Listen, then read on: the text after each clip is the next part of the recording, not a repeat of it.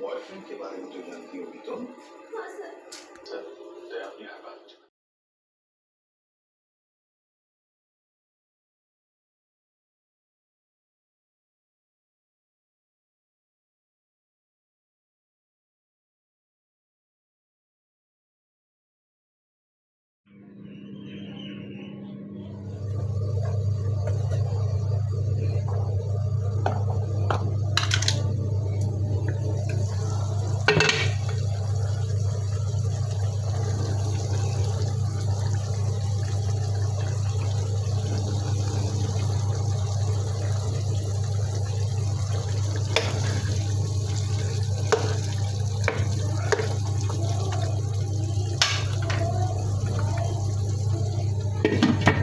नहीं, हम उधर नहीं देंगे। मुझे पता है यतीम खाने वाले कितना कमाते हैं, उनको मिलते हैं।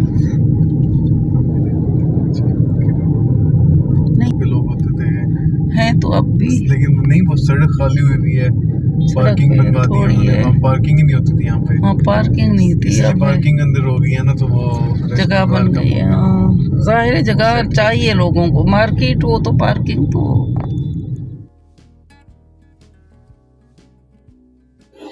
अस्सलाम वालेकुम, मैं हूं बानो लाइफस्टाइल से। कैसे हैं आप सब? उम्मीद करती हूँ सब खैरियत से होंगे। अल्लाह ताला आप सबको सुखी रखे, खुश रखे, और हम सब के लिए अल्लाह ताला आसानियाँ पैदा फरमाए और हम सबको आसानियाँ बांटने वाला बनाए, आमीन। तो आज नाश्ता बन रहा है हमारा, जैसे कि रूटीन है, हमारी भी यही रूटीन है और सबकी यही रूटीन होती है कि रात को तो खाना खा के सोते हैं, सुबह उठते हैं तो फिर भूख लगी होती है, तो नाश्ता भी ज़रूरी होता है और अच्छा नाश्ता होना चाहिए। तो और अच्छा भी, और जिस कदर किसी को पसंद है उसी कदर उसके लिए ज़रूरी है कि वो नाश्ता करे। तो क्योंकि ये ज़रूरत है ना सबकी। अब ये ऑमलेट मैं बना रही हूँ। ऑमलेट मेरे हस्बैंड खाते हैं, उनके लिए मैं बनाती होती हूँ। वैसे तो वो जौन सी भी चीज़ हो वो खा लेते हैं, कभी उन्होंने किसी चीज़ पर एतराज़ नहीं किया। तो लेकिन ये जल्दी चूँकि बनने वाली चीज़ है ना, तो हम सब के लिए भी, यानी घर वालों के लिए आसानी होती है। अगर अंडा रखा हुआ है और हम रखते होते हैं, चूँकि जल्दी भी बनता है। तो अभी आमलेट है और इसके साथ कभी तो हम ब्रेड गरम करके खा लेते हैं, और कभी फिर रोटी, सादा रोटी भी होती है, कभी कभी पराठा भी होता है। साथ साथ कुरान पाक जो है वो भी जारी होती है, उसकी तिलावत। मैं कुछ तिलावत पहले अपनी तिलावत करती हूँ, यानी ख़ुद अपने, मेरा पास तिलावत करने वाला और कुरान है, उससे मैं तिलावत करती हूँ। और फिर दूसरा कुरान है जिससे मैं सुनती हूँ सब लोगों से, यानी और ख़वातीन हैं, कुछ बच्चियाँ हैं जो मुझे सुनाती हैं नाज़रा कुरान तजवीद के साथ। तो कुरान पाक की मैंने ब्रेक की हुई है, अभी कुछ लोगों से सुन लिया, फिर कुछ का नाश्ते के बाद। तो नाश्ते में रोटी भी, सादा रोटी भी है, और साथ में थोड़े से आलू बॉयल करके रखे हुए थे, तो कुछ पराठे भी बना लिए। तो आलू वाला ये पराठा बना रहे हैं, आप देखें। और साथ में लस्सी भी, आपको लस्सी भी अभी दिखाई है। तो नाश्ते में एक तो अर्ली मैं चाय पीती हूँ, सुबह चाय पी के, चाय के साथ एक दो बिस्किट, रस केक या कोई भी और चीज़ जो चाय के साथ खाने वाली होती है वो मैं ले लेती हूँ। कभी ना हो कुछ तो ब्रेड का एक स्लाइस मैं ले लेती हूँ। तो इस तरह मेरा वो नाश्ता जो है वो काफ़ी 10-11 बजे तक चल जाता है। फिर उसके बाद नाश्ता जो है वो प्रॉपर नाश्ता जो है वो होता है। दवाई वगैरह मेरी लेनी होती है, मैंने इंसुलिन लगानी होती है, तो इंसुलिन के लिए फिर मैं नाश्ता प्रॉपर करती हूँ, जैसे रोटी के साथ कोई सालन या अंडा या कोई और चीज़। तो इसी तरह आज फिर चूँकि वो पराठे का था कि चलें बना लेते हैं, तो ये पराठा भी बना है। तो नाश्ते के बाद जो बीच का टाइम था दोपहर और नाश्ते के दरमियान में, तो मेरी स्टूडेंट हैं, उनका कुरान पाक तजवीद के साथ कंप्लीट हो गया था। तो आज वो फिर घर पे आई, उन्होंने कहा थोड़ा सा टाइम चाहिए, तो वो अचानक ही आई और ये मिठाई वगैरह, मिठाई भी लाई, बिस्किट भी लाई, और एक सूट भी लाई मेरे लिए, और फूल भी लाई। तो ये वो चीज़ें हैं। बता रही थी कि बिस्किट जो हैं वो भाई साहब के लिए हैं, यानी मेरे हस्बैंड के लिए हैं, और मिठाई सबके लिए, घर वालों के लिए है और सब में बांटनी है, और सूट जो है वो मेरे लिए है। तो ये उनकी अपनी खुशी है, वो अपनी खुशी से दे गई हैं, वरना कुरान पाक किसी को पढ़ाना या कोई दर्स देना या कहीं जाना तो ये पैसों के लिए नहीं होता काम, ये तो दिल की खुशी से होता है और अल्लाह की रज़ा के लिए होता है। तो बाकी है कि हर एक की अपनी खुशी होती है, वो अपनी खुशी से दे गई हैं, तो फिर मुझे इनकार करना अच्छा नहीं लगा। तो अब ये दोपहर हो गई है, दोपहर के खाने का टाइम है। तो आज हम बना रहे हैं चिकन कोरमा। तो चिकन कोरमा भी बना रहे हैं, और खाना खाने के बाद, यानी खाने के बाद मैंने डॉक्टर्स हॉस्पिटल में आँखों का चेकअप कराने के लिए जाना है। आई स्पेशलिस्ट से टाइम लिया हुआ है, और यानी टाइम पर पहुंचना भी उसके लिए ज़रूरी होता है। तो मेरे हस्बैंड ने कहा था कि आज मैं ऑफ़िस जा रहा हूं, तो वहीं से मैं भी आ जाऊंगा, वहां पर वो आ जाएंगे, मैंने कहा, और मैं गाड़ी लेकर फिर चली जाऊंगी। तो वो अपने ऑफ़िस से वहां पर पहुंच जाएंगे, तो टाई अप कर लेंगे और फिर वापस आ जाएंगे। तो उज़ैर को पता चला, तो उज़ैर ने कहा कि मैंने साथ जाना है, तो वो मेरे साथ गए, ड्राइविंग उन्होंने की थी। तो अभी ये खाना है। अब आपको मैं बताती हूँ कि चिकन कोरमे में मैंने क्या क्या डाला है। सबसे पहले मैंने प्याज फ्राई किए हैं।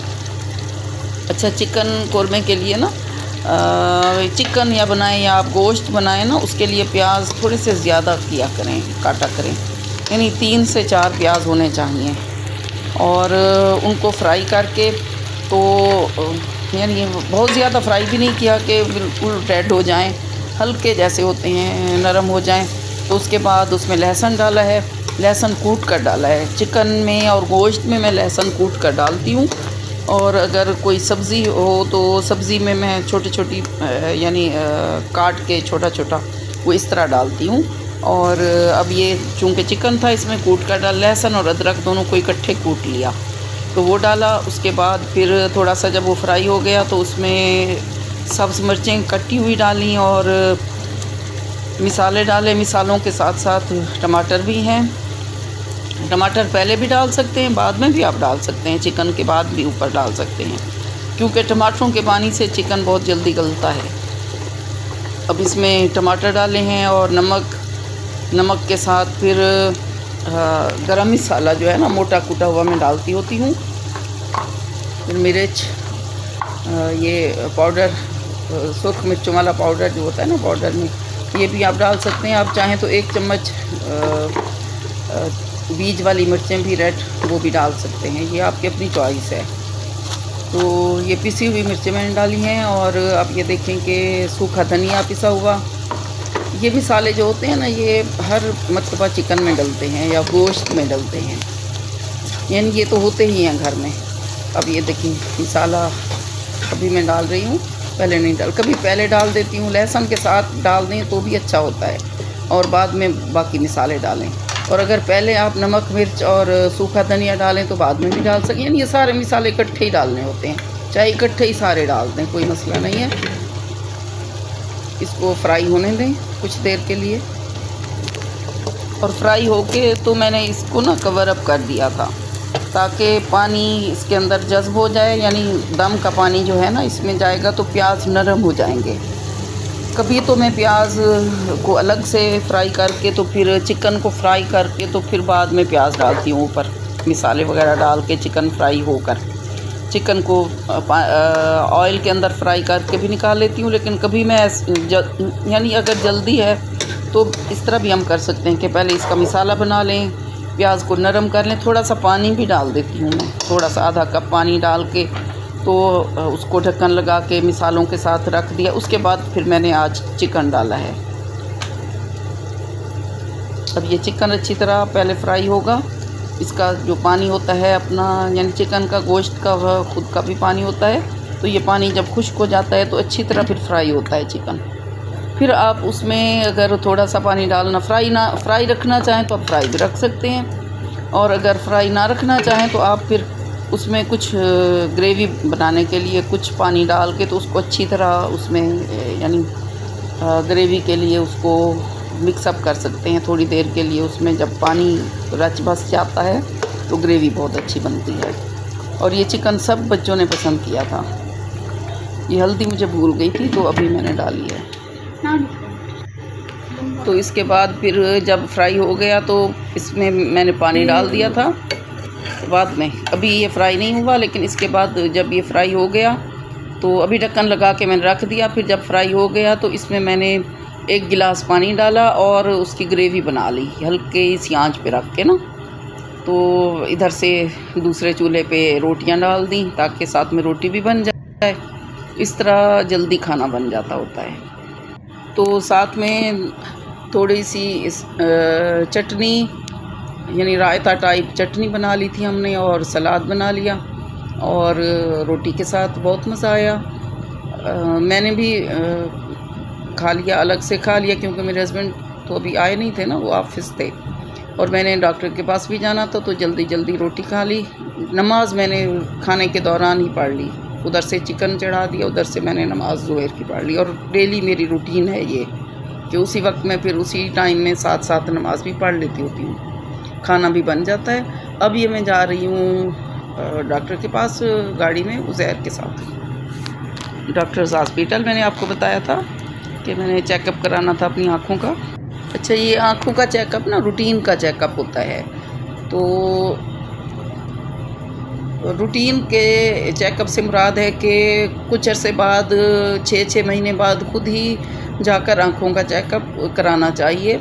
और इस तरह फिर पता भी चलता है ना कि मतलब आई साइट हमारी कोई वीक तो नहीं हो गई है या कोई ऐनक का जैसे नंबर बदल जाता है वो तो नहीं, चेंज तो नहीं हो गया नंबर, तो तसल्ली भी होती है। और मेरी एक आँख का तो सफ़ेद मोतिया का ऑपरेशन हुआ है और एक आँख का भी रहता है, जो कि डॉक्टर ने बाद में बताया भी कि आप करा लें जब भी मतलब आप आएँ तो आपका ऑपरेशन जो है वो हो जाएगा। तो अब ये कैनाल रोड से हम लोग जा रहे हैं। तो मैं तैयार थी, मैंने किसी से कहा नहीं था क्योंकि मुझे था कि मैं ड्राइविंग तो कर लेती हूँ तो मैं चली जाऊँगी। तो फिर शानज़ेब को पता था, उन्होंने फिर उज़ैर से कहा कि आप साथ चले जाएं। तो उज़ैर फिर ख़ुद ही तैयार होकर नीचे आ गए कि अम्मी मैं आपके साथ जाऊँगा। तो अब हम जा रहे हैं। तो ये अब हम गुज़र रहे हैं जी ब्लॉक की मार्केट से।